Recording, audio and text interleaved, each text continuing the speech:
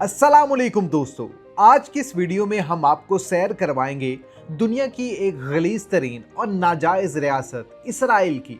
आज की इस वीडियो में आप जानेंगे कि यहूदी लोग मुसलमानों को अपने लिए खतरा क्यों समझते हैं, इस मुल्क में कितने फीसद यहूदी लोग आबाद हैं, इनके मुकद्दस मकामात कौन से हैं, ये लोग इबादत कैसे करते हैं, यहाँ की लड़कियां इतनी अयाश क्यों हैं, ईरान और इसराइल जंग की असल वजह क्या है, और ये भी जानेंगे कि भारत इसराइल की हिमायत क्यों करता है। चलते हैं इसराइल के शानदार सफर पर, मगर इससे पहले अगर आप इस चैनल पर नए हैं तो फौरी तौर पर चैनल को सब्सक्राइब कर लें। इसराइल का असल और सरकारी नाम स्टेट ऑफ इसराइल है। इस मुल्क का कुल रकबा 22,145 मुरब्बा किलोमीटर है। अगर सिर्फ जमीनी हिस्सा देखा जाए तो ये तकरीबन 20,770 मुरब्बा किलोमीटर बनता है, यानी पाकिस्तान के किसी छोटे सूबे या बड़े शहर के बराबर। इस छोटे रकबे के बावजूद इसराइल खित्ते में अपनी फौजी ताकत, इक्तिसादी तरक्की और टेक्नोलॉजी की वजह से आलमी सतह पर नुमाया मकाम रखता है।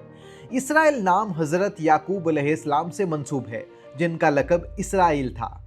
इनकी औलाद को बनी इसराइल कहा जाता है और यही नाम बाद में कौम की पहचान बन गया। कदीम जमाने में इस इलाके में बनी इसराइल की एक बादशाहत भी कायम थी, जिसकी क़यादत हजरत दाऊद अलैहिस्सलाम और हजरत सुलेमान अलैहिस्सलाम कर रहे थे। इसके बाद मुख्तलिफ सल्तनतों ने इस इलाके पर कब्जा किया, जैसे रूमी और उस्मानी सल्तनत, जिसके नतीजे में यहूदी दुनिया के मुख्तलिफ हिस्सों में फैल गए और इसराइल सिर्फ एक तारीखी और मजहबी नाम बनकर रह गया। बज़ाहिर लगता है कि ये एक मुस्लिम मुल्क होना चाहिए, लेकिन हकीकत में ऐसा नहीं है।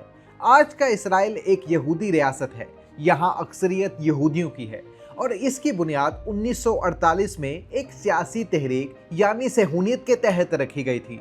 इस तहरीक का मकसद दुनिया भर में बिखरे हुए यहूदियों के लिए एक अलग वतन कायम करना था। इसीलिए दुनिया के मुख्तलिफ ममालिक से यहूदी आकर यहाँ आबाद हुए। इसराइल की कुल आबादी में अक्सरियत यहूदियों की है, जो तकरीबन 80% बनती है। यहूदी ज़्यादातर दुनिया के मुख्तलिफ ममालिक जैसे यूरोप, रूस, अमेरिका और अरब ममालिक से यहाँ आकर आबाद हुए हैं और इसराइल की मौशत, हुकूमत और सकाफत में नुमाया किरदार अदा कर रही है। मुसलमान इस मुल्क की तकरीबन 10% आबादी पर मुश्तमिल हैं, जिनमें ज़्यादातर फ़लस्तीनी शामिल हैं। मुसलमान और दीगर अक़लियतें ज़्यादातर इसराइल के शिमाली और मशरक़ी इलाकों में आबाद हैं और अपनी सकाफत और मजहबी शनाख्त को बरकरार रखते हुए जिंदगी बसर कर रहे हैं। अब बात करते हैं ईरान इसराइल कशीदगी की। इसराइल अब भी ईरान को अपने लिए बहुत बड़ा खतरा समझता है और ईरान ने इस खतरे का सबूत हालिया दिनों में बहुत अच्छे से दिया है।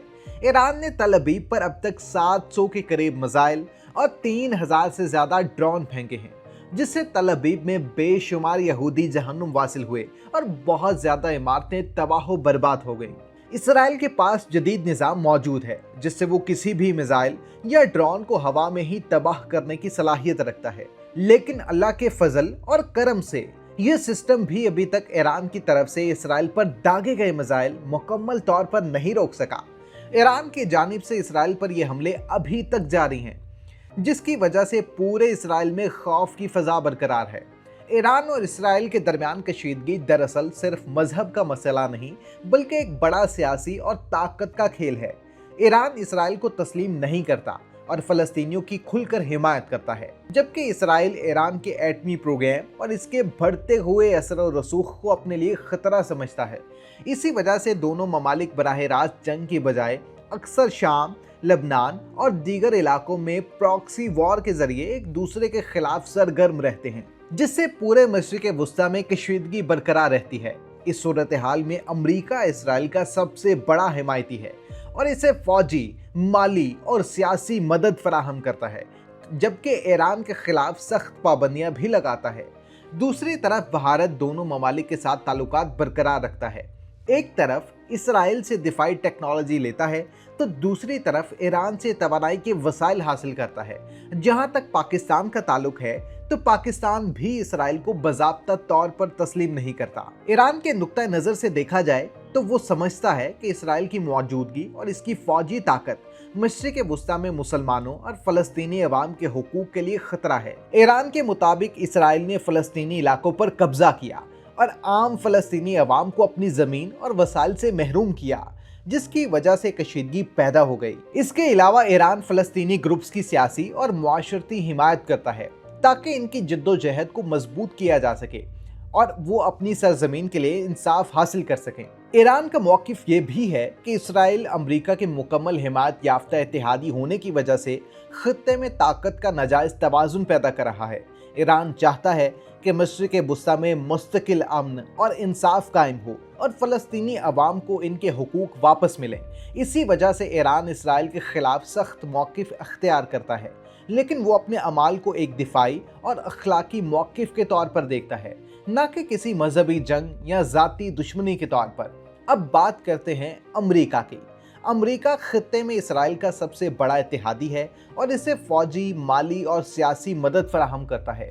अमेरिकी हिमायत की वजह से इसराइल के पास जदीद हथियार, टेक्नोलॉजी और बैनुल-अक़वामी सियासी ताकत भी मौजूद है, जिससे ईरान और फ़लस्तीनी अवाम पर दबाव मज़ीद बढ़ जाता है। ईरान के नुक्ता नज़र से देखा जाए तो अमेरिका का ये किरदार खित्ते में गैर मुनसिफाना ताकत के तवाज़ुन को कायम करता है और ईरान को अपने दिफा और मजलूम फ़लस्तीनी अवाम की हिमायत के लिए ज़्यादा फाल होना पड़ता है। अमेरिका की जानिब से लगाई गई पाबंदियाँ और इसराइल को दी जाने वाली गैर मामूली हिमायत ईरान के मौक़िफ़ में ये जाहिर करती है कि वो खित्ते में एक जानिबदारी पर मबनी पॉलिसी अपनाने की कोशिश कर रहा है, जिसकी वजह से ईरान को अपने दिफा और इलाकाई असर व रसूख को बरकरार रखना ज़रूरी है।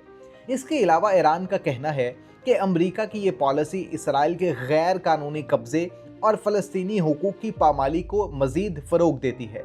इस नुक्ता नज़र से ईरान की कार्रवाइयाँ न सिर्फ अपनी कौमी सलामती के लिए हैं, बल्कि वो खित्ते में इंसाफ और मजलूमों के हुकूक के तहफ़्फ़ुज़ के लिए भी काम कर रहा है। अब बात करते हैं यरूशलेम की। ये इसराइल का सबसे अहम शहर है, जो मजहबी और तारीख़ी एतबार से दुनिया भर में मशहूर है। यहाँ वेस्टर्न वॉल, चर्च और मस्जिद अक्सा जैसे मकामात मौजूद हैं, जिन्हें हर सियाह देखना चाहता है। मस्जिद अक्सा इस्लाम के तीसरे मुक़द्दस तरीन मकाम के तौर पर जानी जाती है। पहले दो मकाम मक्का मुकरमा और मदीना मुनव्वरा हैं। ये मकाम मुसलमानों के लिए इंतहाई रूहानी अहमियत रखता है। मस्जिद अक्सा के इर्द गिर्द का इलाका, जिसे आम तौर पर अल कुद्स कहा जाता है, ये इलाका सदियों से मुसलमानों, यहूदियों और ईसाइयों के लिए मुक़द्दस रहा है। यहाँ का कदीम तर्ज तामीर, तारीख़ी गुंबद और खूबसूरत अहाता सियाहों और ज़ायरीन को मुतवज्जा करता है। ये जगह न सिर्फ इबादत के लिए अहम है, बल्कि आलमी तारीख़ और मजहबी विरसे के लिहाज से भी बेहद कीमती है। इसके अलावा तल अबीब एक जदीद और मुतहरिक शहर है, जो साहिली मनाजिर, शॉपिंग मॉल्स, फ़नून लतीफ़ा और रात की ज़िंदगी के लिए मशहूर है, क्योंकि यहाँ बाज़ार दिन रात खुले रहते हैं। अब बारी आती है हीफा की।